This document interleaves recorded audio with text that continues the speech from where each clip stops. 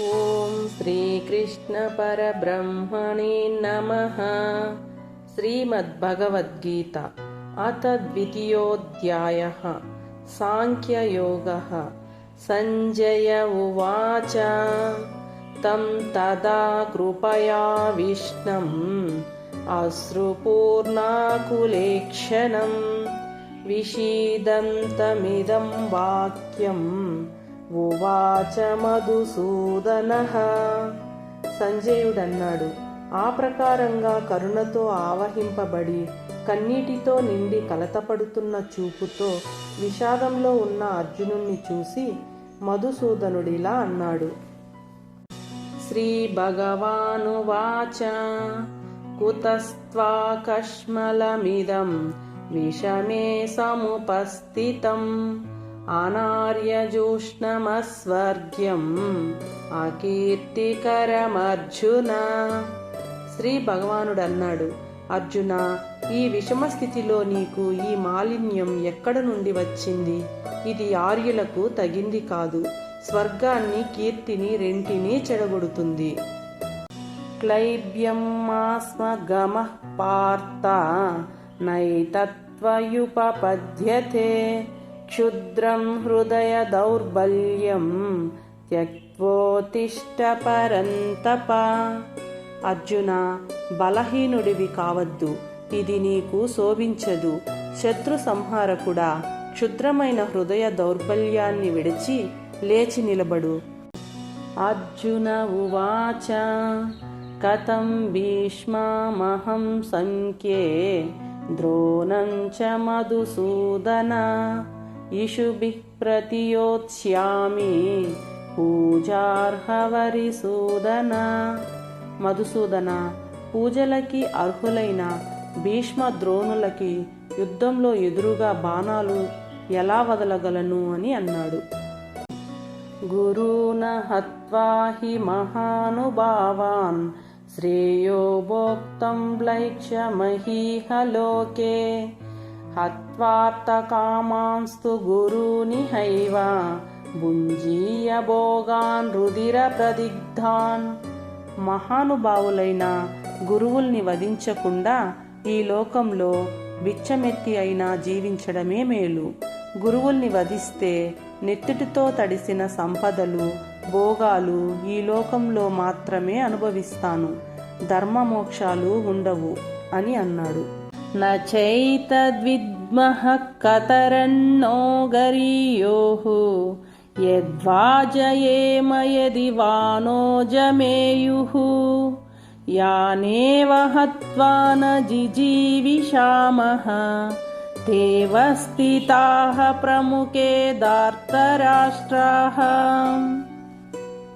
ఈ రెంటిలో యుద్ధం చేయకుండా బిచ్చమెత్తుకోవడమో, యుద్ధం చేసి గురువులను చంపడమో ఏది మేలో మాకు తెలియడం లేదు.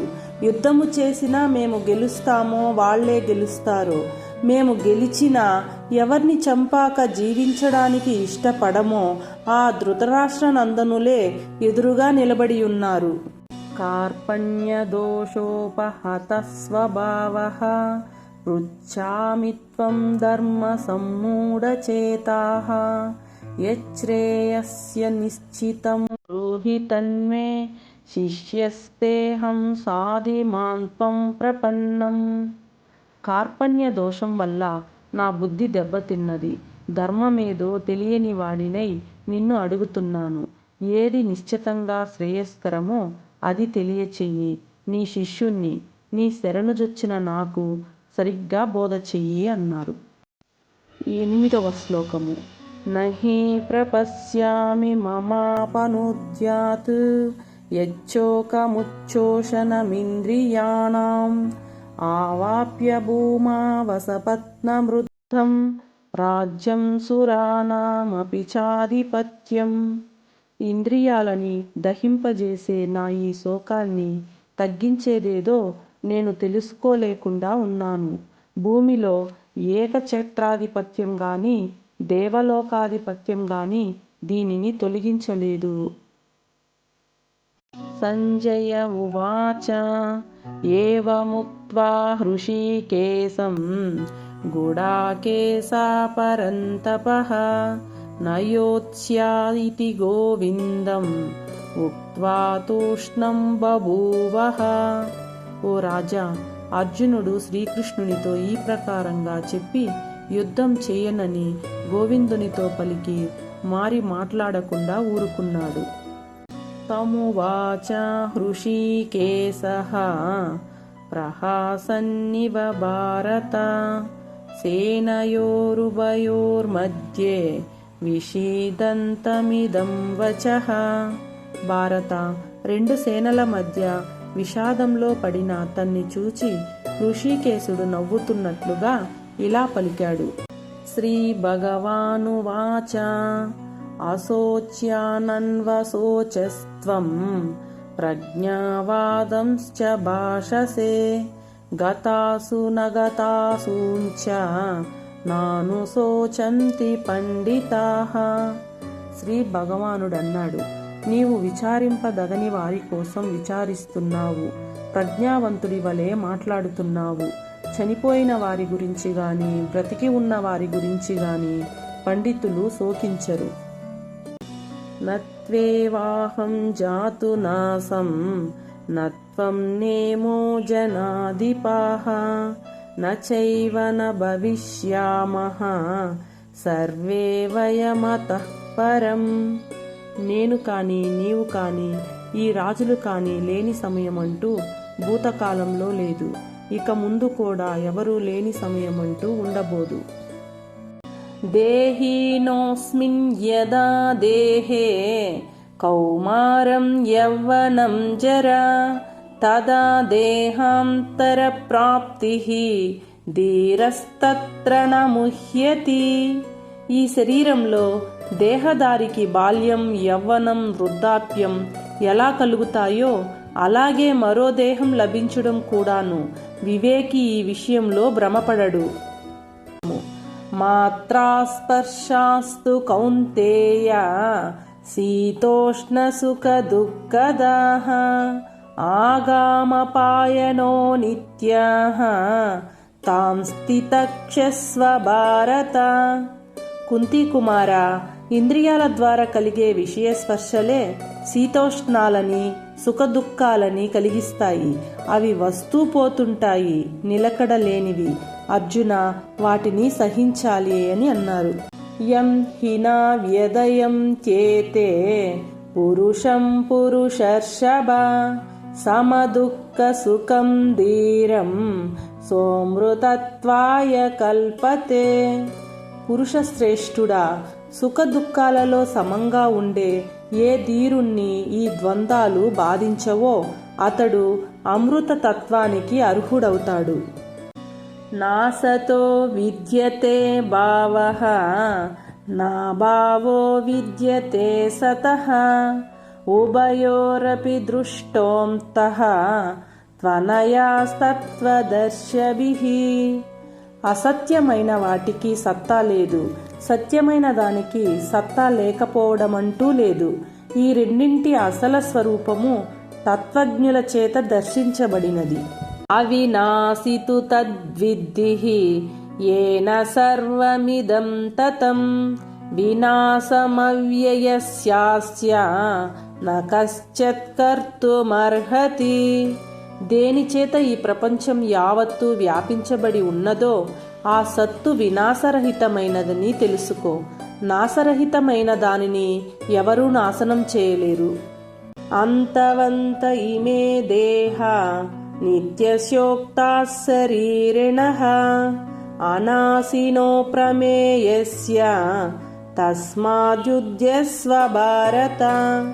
నిత్యమైన నాశిరహితమైన పరిణామాలు లేని శరీరధారియగు ఆత్మకు ఇవి అంతమయ్యే దేహాలు. అందుచేత అర్జునుడా, యుద్ధము చెయ్యి అన్నారు. యయేనం వేత్తి హంతారం యశ్చైనం మన్యతే హతం ఉభౌ తౌ న విజానీతః నాయం హంతి న హన్యతే. ఆత్మ చంపుతాడని కాని చంపబడతాడని కాని ఎవరనుకుంటారో వారిద్దరూ ఎరుగని వారే. ఆత్మ చంపడు, చంపబడడు. చంపినా చచ్చినా శరీరమే కాని శరీరి అయిన ఆత్మ కాదు అన్నారు. నజాయతే మ్రియతే వ కదాచిత్ నాయం భూత్వా భవితా వా న భూయః అజో నిత్యః శాశ్వతోయం పురాణః న హన్యతే హన్యమానే శరీరే. ఇప్పుడు ఎప్పుడు పుట్టేవాడు గిట్టేవాడు కాదు. ఇతడు ఎప్పుడో తయారై ముందు లేకుండా పోయేవాడు కాదు. పుట్టుక లేనివాడు, నిత్యమైనవాడు, మార్పు లేనివాడు. ఇతడు పురాతనమైనవాడు అగు ఈ ఆత్మ శరీరం చంపబడినా కూడా ఆత్మ చంపబడదు. వేదా వినాశినం నిత్యం యయేనమజమవ్యయం కథం స పురుషః పార్థ కం ఘాతయతి హంతికం. జన్మరహితము, నాశరహితము, అవ్యయము అయిన ఆత్మను ఎవరు ఎరుగునో ఆ పురుషుడు ఏల ఎవరిని చంపిస్తాడు అని వాసాంసి జీర్ణాని యదా విహాయ నవాని గృహ్ణాతి నరోపరాని తదా శరీరాని విహాయ జీర్ణాని అన్యాని సంయాతి నవాని దేహి. మానవుడు జీర్ణమైన వస్త్రాలను విసర్జించి కొత్త వాటిని ఎలా ధరిస్తాడో అలాగే దేహదారి జీర్ణమై శరీరాలను విసర్జించి కొత్త వాటిని స్వీకరిస్తాడు. దంతి శస్త్రాణి నైనం దహతి పావకః నచైనం క్లేదయం త్యాపః న శోషయతి మారుతః అచ్ఛేద్యోయమదాహ్యోయం అక్లేద్యోషస్య ఏవ చ నిత్యః సర్వగతస్థానుః అచలోయం సనాతనః. దీనిని శస్త్రాలు ఛేదించవు, అగ్ని కాల్చదు, నీరు తడుపదు. ఛేదించరానిది, కాల్చరానిది, తడపరానిది, ఎండించరానిది, నిత్యము, సర్వవ్యాపకము, స్థిరము, అచలమైనది ఇది. అవ్యక్తోయమచింత్యోయం అవికార్యోయముచ్యతే తస్మాదేవం విదిత్వైనం నానుశోచితుమర్హసి. ఇది వ్యక్తం కానిది, యోచించడానికి వీలు లేనిది, వికారాలు లేనిది అని చెప్పబడుతుంది. అందువల్ల దీనిని నీవు ఈ ప్రకారంగా అర్థం చేసుకుని విచారించకూడదు. అత చైనం నిత్యజాతం నిత్యం వా మన్యసే మృతం తదాపి త్వం మహాబాహో నైవం శోచితుమర్హసి. ఇక దీనిని నీవు నిత్యము పుట్టేది, నిత్యము గిట్టేదిగా భావించినా మహాబాహుడా అప్పుడు కూడా ఇలా విచారించతగదు. జాతస్య హి ధ్రువో మృత్యుః ధ్రువం జన్మ మృతస్య చ తస్మాదపరిహర్యేర్తే నత్వం శోచితుమర్హసి. పుట్టిన వానికి మరణము తప్పదు, చనిపోయిన వానికి జననము తప్పదు. అందుచేత నివారింపలేని విషయాలలో నీవు శోకింపతగదు అన్నారు. అవ్యక్తాదీని భూతాని వ్యక్తమద్యాని భారత అవ్యక్త నిధనాన్యేవ తత్ర కా పరిదేవన. అర్జున, జీవుళ్ళు మొదలెక్కడో తెలియదు, మధ్య మాత్రం అగుబడుతుంది, చనిపోయాక ఏమీ తెలియదు, ఇక విచారం దేనికి అని అన్నారు. ఆశ్చర్యవత్ పశ్యతి కశ్చిదేనం ఆశ్చర్యవద్వదతి తదైవ చాన్యః ఆశ్చర్యవచ్చైనమన్యా శృణోతి శ్రుత్వాప్యేనం వేద నచైవ కశ్చిత్. దీనిని ఎవరో ఒకరు ఆశ్చర్యంగా చూస్తారు, ఎవరో ఒకరు ఆశ్చర్యంగా చెబుతారు, ఎవరో ఒకరు ఆశ్చర్యంగా వింటారు. విన్నప్పటికీ ఎవరూ దీనిని తెలుసుకోలేరు. దేహీ నిత్యమవద్యోయం దేహే సర్వస్య భారత తస్మాత్ సర్వాణి భూతాని నత్వం శోచితుమర్హసి.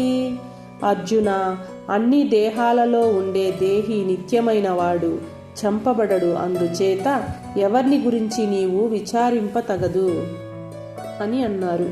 స్వధర్మమపి చావేక్ష్య న వికంపితుమర్హసి ధర్మ్యార్థి యుద్ధే శ్రేయోన్యత్ క్షత్రియస్య న విద్యతే. స్వధర్మం దృష్ట్యా చూచినా నీవు కంపించతగదు. క్షత్రియుడికి ధర్మయుద్ధం కన్నా మేలైనది లేదు అన్నారు. యదృచ్ఛయా చోపపన్నం స్వర్గద్వారమపావృతం సుఖినః క్షత్రియాః పార్థ లభంతే యుద్ధమీదృశం. అర్జున, యాదృచ్ఛికంగా లభించినది స్వర్గద్వారాన్ని తెరిపించేది అయినా ఇలాంటి యుద్ధంలో పాల్గొనే అవకాశం అదృష్టవంతులైన క్షత్రియులే పొందగలరు. అత చేత్వామిమం ధర్మ్యం సంగ్రామం న కరిష్యసి తతః స్వధర్మం కీర్తిం చ హిత్వా పాపమవాప్స్యసి. ఇక ఈ ధార్మికమైన యుద్ధాన్ని చెయ్యకపోయావో దానివల్ల స్వధర్మాన్ని కీర్తిని వదిలిన వాడివై పాపం పొందుతావు అని అన్నారు.